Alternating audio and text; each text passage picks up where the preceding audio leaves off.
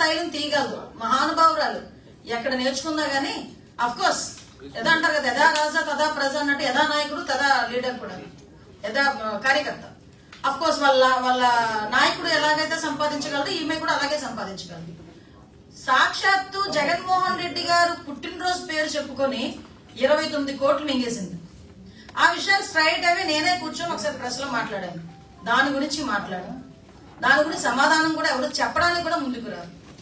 ఈవిడ పర్యాటక శాఖ కింద నాకు అర్థం కాదు ఏంటంటే, నిన్న మొన్నటి వరకు కూడా విశాఖ ఉత్సవం అని, అరకు ఉత్సవం అని చెప్పి అనేక రకమైన కార్యక్రమాలకి శ్రీకారం చుట్టేది పర్యాటక శాఖ.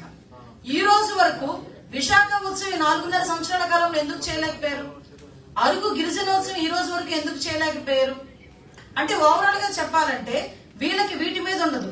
ఒక పర్యాటక శాఖకి సంబంధించి ఒక మంచి హోటల్ మేము ఈ రోజు ఓపెన్ చేసాము అని, లేకపోతే పర్యాటక శాఖకి సంబంధించి మేము ఒక పెద్ద ఈవెంట్ ఓపెన్ చేసామని చెప్పమనండి. వీళ్ళు చేసింది ఏంటో తెలుసా? క్రూయిజ్,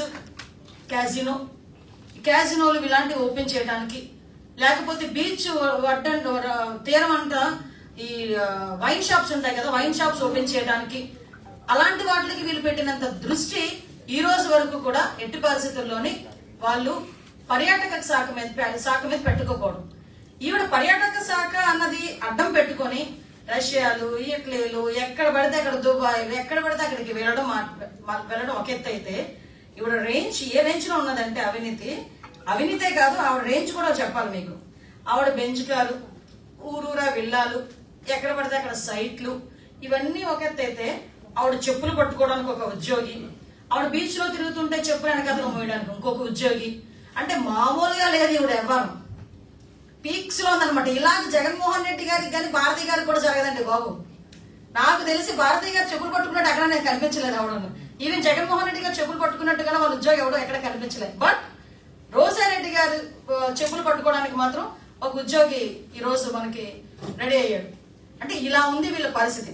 వీటితో పాటు ఇప్పుడు చూస్తే వీళ్ళ తాలూకా గ్రావెల్ పనులు గాని, గ్రావెల్ అమ్మకాలు గాని, అదేవిధంగా క్వారీ అమ్మకాలు గాని. ఆఖరికి ఇంకో విషయం చెప్పనా, ఇవిడ ఏం చేస్తుందో తెలుసా? నేను అడిగితే నిజంగా మర్తిపోయింది, ఇలా కూడా సంపాదించొచ్చా అనిపించింది. ఆర్టీఓ ఆఫీస్ ని, ఎంఆర్ఓ ఆఫీసుల్ని, సబ్ రిజిస్ట్రార్ ఆఫీసుల్ని ఒక్కొక్కరికి అప్పచెప్పి ఆవిడే క్రియేట్ చేస్తుంది ప్రాబ్లం.